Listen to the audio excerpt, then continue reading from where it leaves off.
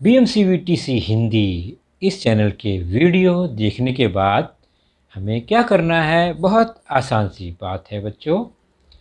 हमें सबसे पहले वीडियो के डिस्क्रिप्शन बॉक्स में जाना है और उसमें कुछ आसान से प्रश्न दिए गए हैं जिसका वीडियो आपने अभी देखा है और उसे हल करने का प्रयास कीजिए।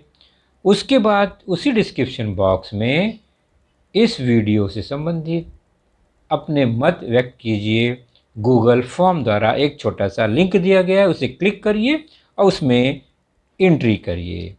और अंत में जाते जाते हमें इस चैनल को लाइक करना है, सब्सक्राइब भी करना है ताकि आने वाले वीडियो की जानकारी आपको मिलती रहे। तो है ना आसान सा काम? चलिए देखते हैं अपना वीडियो।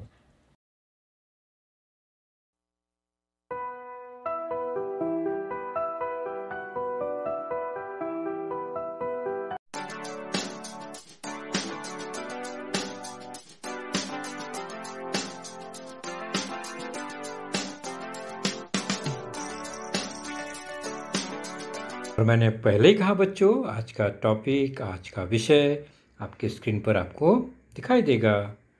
तो हमारी आज की कक्षा है 8वीं और 8वीं कक्षा से हमारा आज का विषय है वह है गणित। और इस गणित विषय के अंतर्गत हमारा आज का टॉपिक कौन से पाठ से होगा? तो आज का टॉपिक है पाठ तीसरे, third lesson, indices and cube root, part 1, घातांक तथा घनमूल, भाग पहला। ये जो कि आपकी पुस्तक में लेसन नंबर 3 पार्ट तीसरा है, घातांक तथा घनमूल, जिसका पहला भाग आज हम देखेंगे। और मैं हूँ आपका वर्चुअल मार्गदर्शक अजय कुमार मौर्य, MCGM के वर्चुअल क्लासरूम दादर से। पहले अपनी पिछली कक्षा का एक चक्कर लगाते हैं और हम कुछ याद करते हैं, कुछ क्रिया को देखते हैं। बार बार जोड़ या बार बार गुणा, दोनों को देखेंगे हम। देखिए 2 को 5 बार लिखा गया है दोनों तरफ, लेकिन क्रिया में क्या फ़र्क है? लेफ्ट में 2 को 5 बार जोड़ा गया, प्लस है, और राइट में 2 को 5 बार गुणा किया गया। है ना मज़ेदार? एक तरफ 5 जोड़ा गया 5 बार, एक बार 5 बार गुणा किया गया। फ़र्क क्या है? तो जोड़ को हम गुणा के रूप में लिख सकते हैं। बार बार किसी संख्या को जोड़ना ही उसका संक्षिप्त रूप गुणा हो जाता है, जबकि बार बार किसी संख्या का गुणा करना हो तो उसका संक्षिप्त रूप घातांकित संख्या हो जाता है, घातांक वाली संख्या हो जाता है। तो 2 को 5 बार जोड़ा गया, उसे गुणन रूप में लिखा गया, और 2 को 5 बार गुणा किया तो उसे घात के रूप में लिखा जाता है। तो यह है संख्या का गुणन रूप।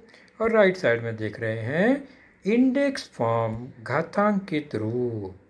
तो घातांकित रूप में किसी संख्या का बार बार गुणा होता है, और कितनी बार गुणा हुआ है? जितना उसका घात हुआ है। ओके, तो यह घातांकित रूप बन जाता है। और जिस संख्या का गुणा हुआ है बार बार, उसे हम बेस या आधार कहते हैं, और जितनी बार उसका घात है या गुणा हुआ है उसे हम उसका इंडेक्स या घातांक कहते हैं।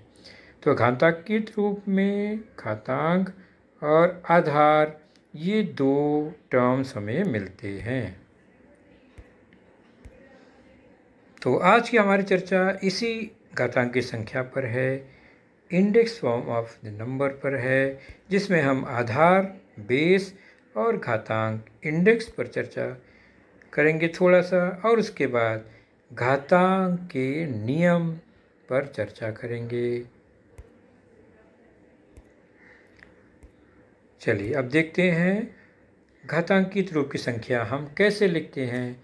तो पहले हम गुणन रूप में कोई संख्या अगर लिखते हैं, जैसे कि 2, को 5 बार गुणन के रूप में लिखा गया, तो उसे घातांक के रूप में कैसे लिखेंगे? तो 2 और उसकी घातांक 5, तो 2 आधार हो गया, 5 घातांक हो गया। तो base is 2 and index is 5, 2 to the power 5। उसी प्रकार कुछ गुणन रूप की संख्या और दूसरी देखते हैं हम। 5 को 3 बार गुणा के रूप में लिखा गया, तो उसे इंडेक्स फॉर्म में कैसे लिखेंगे? 5 की घात 3, जहाँ पर 5 बेस है, आधार है, और 3 जो है वो इंडेक्स है, घातांक है। तीसरी संख्या, तीसरा रूप देखते हैं हम। अगर वह कोई संख्या a है और उसको 4 बार गुणन के रूप में लिखा गया, तो आधार a बन गया और उसका घातांक 4 हो गया। तो बेस इज a और इंडेक्स हो गया 4। तो ये गुणन रूप की संख्या को घातांक रूप में लिखने का अभ्यास हमने अपने पिछली कक्षाओं में भी किया है। चलिए इसी गुणन स्वरूप को ध्यान में रखकर घातांक की संख्या के लिए कुछ नियम बनाए गए हैं, जिसे हम घातांक के नियम या लॉ ऑफ इंडाइसेस कहते हैं। जैसे एक सिंपल सा उदाहरण लेते हैं, उसके बाद सभी नियमों को देखेंगे हम। जैसे कि ये a का गुणा 5 बार लिखा गया, यानी 5 बार गुणन के रूप में है ये, तो उसको आधार a और घातांक 5, ये तो सिंपल सी बात है। अगर हम गुणन स्वरूप को थोड़ा स्प्लिट कर दें, यानी 3 बार एक तरफ और 2 बार एक तरफ करते हैं, तो हमें क्या रिजल्ट मिलता है? हमें मिलता है कि हम a की घात 3 को इस तरह लिख सकते हैं, यानी a का 3 बार गुणा को a की घात 3, और a का 2 बार गुणा है तो a की घात 2 लिख सकते हैं। और चूंकि गुणाई है इनमें, तो इन 2 अलग अलग घातांक की संख्या का आंसर हल तो हमें पता ही है, वो a की घात 5 है। तो हमें रिजल्ट क्या मिला कि आधार समान हो तो घात जोड़ देना पड़ता है, और घात को जोड़ देंगे, घातांक को जोड़ देंगे, तो हमारा रिजल्ट मिल जाता है ओवरऑल। तो पूरा रिजल्ट मिल गया a की घात 5। तो कैसे मिला 5? ये घातांक को जोड़ने पर मिला।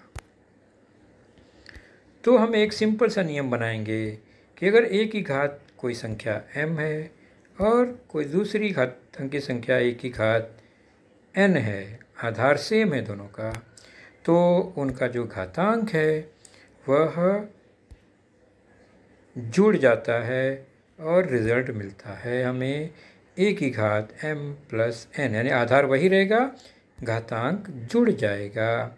इसे हम पहला नियम मान लेते हैं, जहाँ पर m और n हमेशा पूर्णांक संख्या ही है। चलिए अब हम नियम को चेक करेंगे 1 बाय 1। तो a की घात m और दूसरी घातांक की संख्या, आधार वही है a, लेकिन घात n, तो रिजल्ट क्या आएगा इसका? तो आधार वही रहेगा, लेकिन घातांक जो है जुड़ जाएंगे, m प्लस n मिलेगा। तो गुणा होगा घातांक की संख्याओं का आधार समान होने पर, तो घातांक जुड़ जाते हैं। लेकिन अगर घातांक की संख्या में भाग की क्रिया हो तो क्या होगा? तो घातांक की संख्या में अगर भाग की क्रिया हो तो भी आधार वही होगा, लेकिन घातांक में घटाने की क्रिया होगी। तो पहले घातांक की संख्या के घातांक में से दूसरे घातांक की संख्या का घातांक घटा देंगे, m माइनस n होगा। अगर इसका उदाहरण के रूप में देखें तो 5 की घात 3 और 5 की घात 4 का रिजल्ट क्या आएगा? 5 की घात कितना? 4 3 12 नहीं, 4 3 7, क्योंकि घातांक जुड़ गए। और वही भाग की क्रिया हो तो 5 की घात 3 5 की घात 4, तो क्या हो गए? 7 होंगे? नहीं, 3 में से 4 घटाएंगे, -1। दूसरा उदाहरण लेते हैं। 5 की घात 4 एक संख्या और 5 की घात 3 दूसरी घातांक की संख्या, आधार समान है तो आधार वही 5, लेकिन घातांक में घटाने की क्रिया 5 ऋण 3 आया 2। तो यह 2 नियम मिला घातांकी संख्या में समान आधार होने पर गुणा हो तो घात जुड़ते हैं और भाग की क्रिया हो तो घात में अंतर निकालते हैं, घटाते हैं। अगला नियम, m और n पूर्णांक संख्याएं होंगी हमेशा। अगर कोई घातांकी संख्या a की घात m है और उस पूरे की और एक घात n है, यानी घात पर घात है, तो रिजल्ट क्या आएगा? आधार वही रहेगा, घात को जोड़ेंगे नहीं, गुणा करेंगे, m गुणे n हो जाता है। तो घात पर घात हो तो घातों में गुणा, और अगर घात ऋणात्मक हो तो हम हल नहीं कर सकते। हम ऋणात्मक घातांक की संख्या को कभी हल नहीं कर पाएंगे, हमें उसे पहले धनात्मक रूप में बदलना होगा। तो हम क्या करेंगे? उसे आधार का प्रतिलोम लेंगे, यानी a को 1/a करेंगे और फिर जो घातांक है वह चिन्ह बदल जाएगा। तो ऋण m का धन m हो गया, तो 1/a पावर प्लस m हो गया। उदाहरण द्वारा समझें, 5 की घात 3 है और उस पूरे की घात अगर 2 है तो क्या होगा? 5 की घात 5 नहीं, 5 की घात 3 गुणे 2 6 हो गया। और अगर 5 की घात ऋण 3 है, ऋणात्मक घात है, तो हम ऋणात्मक घात यानी 5 का गुणा 3 बार ऋणात्मक तो नहीं कर सकते, तो उसे हम उसका गुणात्मक प्रतिलोम लेंगे आधार का 1/5 और फिर धन 3 का ऋण 3 का धन 3 हो गया। तो 1/5 टू द पावर प्लस 3 1/5 की घात धन 3 हो गया। आगे बढ़ते हैं, m और n पूर्णांक संख्याएं हैं, तो किसी भी संख्या की घात अगर 0 है तो उसका उत्तर बहुत आसान है, हमेशा 1। और किसी संख्या की घातांक 1 है तो उसका भी उत्तर बहुत आसान है, वही संख्या यानी आधार ही उत्तर होगा। घात 0 हो तो 1 उत्तर होगा, घात 1 हो तो आधार ही हल है।